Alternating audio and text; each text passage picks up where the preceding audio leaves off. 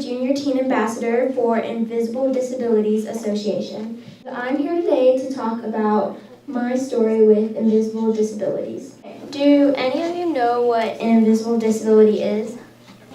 Back there? It might be like something like wrong with the inside of your body, so you can't do something.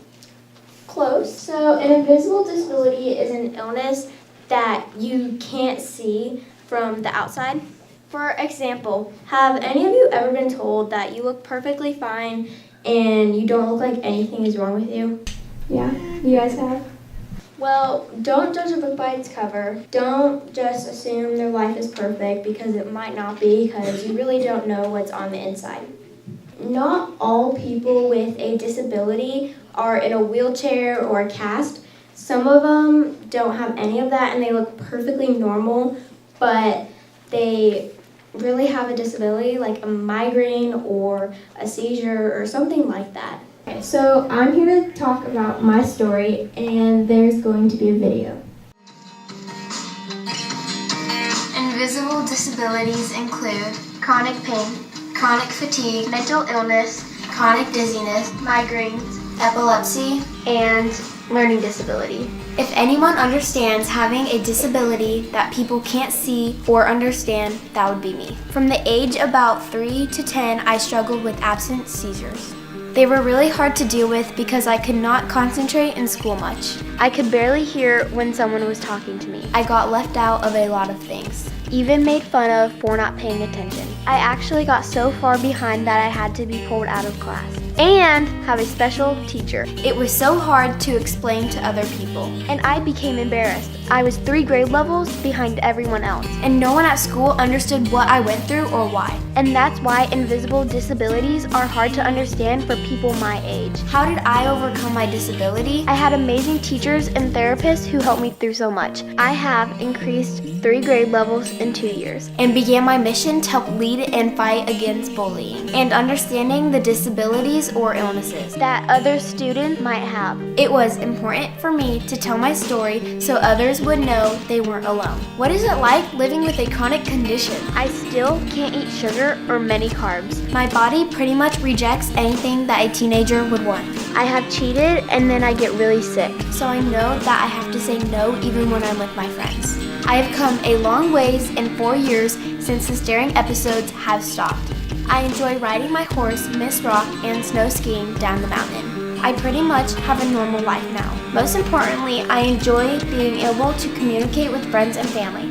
Working hard towards being normal and confident is a daily chore for me. When I look at a picture of myself today, I think, wow, I fought really hard for her, and that's me.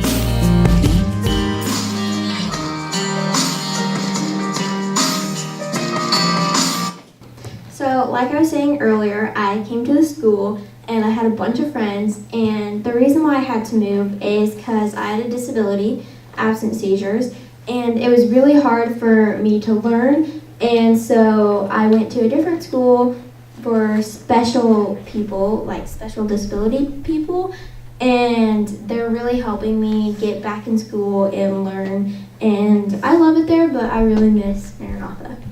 So, how I felt in the hospital. When I was in the hospital, I was really scared and lonely, even when my family was with me. My grandma would give me Bible verses all the time to read so I wouldn't feel lonely or scared. And have any of you guys been in the hospital? Yeah, no. It's not fun, is it? Yeah, no. So these are some Bible verses my grandma would give to me when I was feeling lonely or scared. When I am weak, then I am strong. 2 Corinthians 12:10. Be strong in the Lord and in the power of his might. Ephesians 6:10. Be strong and of good courage. Do not be afraid nor be dismayed, for the Lord your God is with you wherever you go.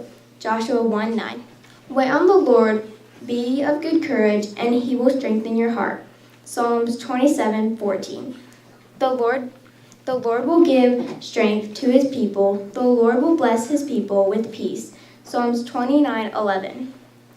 But as for me, I trust in you, O Lord. You are my God. My times are in your hands. Psalms 31:14-15.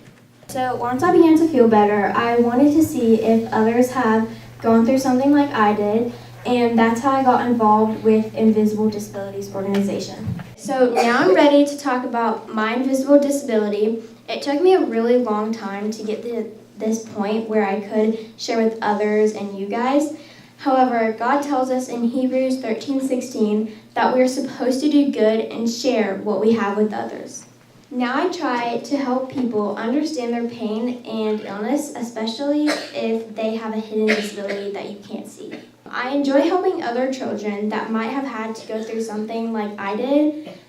Now I am okay. I want to help make sure that others like me aren't being silenced just because we look normal. There are many types of illnesses and disabilities that people cannot see. No one wants to feel alone or left out. It does not feel good to not be a part of something. We all want to belong and have someone who will listen to us. And then we all want to be included regardless of what people can't see.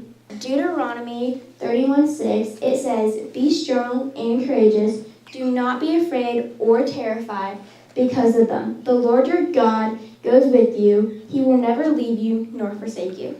Thank you for listening to me today. I hope my story has encouraged you guys to help others and love people and be kind.